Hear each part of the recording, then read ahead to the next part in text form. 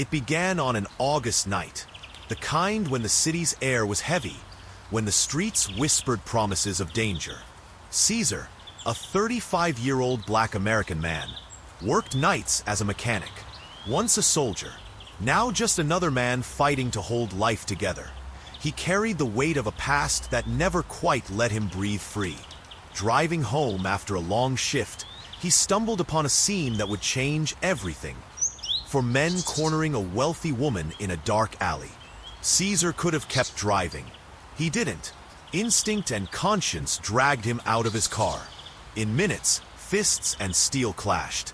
By the end, 2 men were down, one limped away, and the last fled into the night.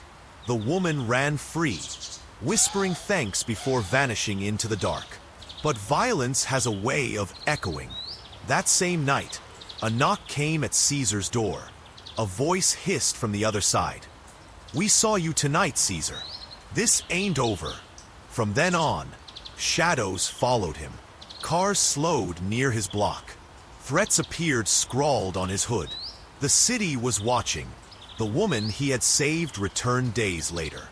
Her name was Victoria Hale, a corporate executive, far removed from Caesar's world, yet somehow pulled into it by that one night. She insisted on thanking him, insisted on knowing the man who had risked everything for a stranger. Caesar tried to keep her away, but danger has gravity, and she kept orbiting closer. The men he fought weren't just thugs. They belonged to Ray Jordan, a gang boss with friends in high places. Soon Caesar realized this wasn't a street feud, it was a war. Detectives knocked on his door, warning him the crew would never forgive the humiliation. His closest friend, Kenny, begged him to disappear. But Caesar was stubborn. He had run enough in life. He would not run now. Then the real price was paid. One evening, returning home, Caesar found his mother's apartment ransacked. Patricia Carter, a woman of quiet faith and endless sacrifice, lay beaten but alive. The gang hadn't come for money.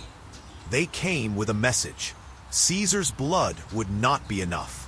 They wanted his world to bleed. That night broke him. Caesar spiraled between rage and guilt until Victoria reappeared. She bandaged his mother's wounds, stayed by their side, and in that fragile space, walls began to crack. A bond grew. Unexpected, dangerous, undeniable. Caesar knew letting her close meant painting a target on her back. But some things the heart cannot unlearn. The violence escalated. Ambushes in alleys. Car chases through rain-slick streets. A gun pressed to Caesar's head in a garage where he once earned honest pay. Each time, he survived, but survival came with scars. And then came betrayal. Kenny, the friend he trusted most, was cornered by Jordan's men and bought his freedom with Caesar's secrets. When Caesar learned of it, the heartbreak cut deeper than any blade. Kenny begged forgiveness, but the streets have their own justice. Within a week, Kenny's body was found in a river, his loyalty repaid in blood by the same men he tried to appease. From that moment, Caesar understood. There was no middle ground. It was them or him. He dug into the city's rot, following whispers of who really pulled the strings. What he uncovered was worse than he imagined. Ray Jordan's empire was protected by corrupt officials and businessmen who used gangs as their fists. And one of them was tied to Victoria's company. The noose tightened. Caesar could have walked away, but something inside him, maybe the soldier, maybe the son, maybe the man who had tasted love in the middle of chaos, refused to surrender. So he fought back. One by one, his enemies fell, not by bullets alone, but by their own greed. Deals turned sour. Betrayals erupted. Caesar set traps, played them against each other, until Jordan himself was left cornered. Their final showdown wasn't cinematic. It was raw, bloody, and brutal. But when it ended, Jordan was gone, and Caesar stood breathing in a city that finally felt quiet. Justice, however, came at a price. Patricia never fully recovered. Caesar bore scars that would never fade. And Victoria, bound to him now by something neither of them could name, faced the ruins of her own corporate world. They should have walked away from each other. Instead, they stayed, pulled together by the fire they had survived.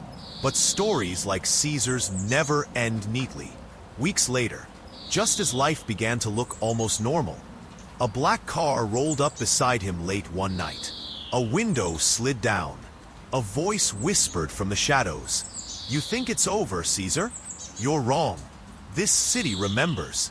The car sped off, leaving Caesar staring after it, heart heavy, a single thought burning in his mind. Survival was only the beginning. And standing in the doorway of his apartment, watching him with both fear and longing, was Victoria, their eyes locked. Two lives tangled now by love and blood, uncertain whether the next chapter would be peace or war. And so, Caesar's story leaves us with more questions than answers. He fought for justice. He found love where he least expected it, but the shadows still follow him. Was stepping out of that car the start of his redemption, or the beginning of his downfall? What do you think, viewers? Should Caesar run toward this love, or is it a trap waiting to destroy him? Share your thoughts in the comments below.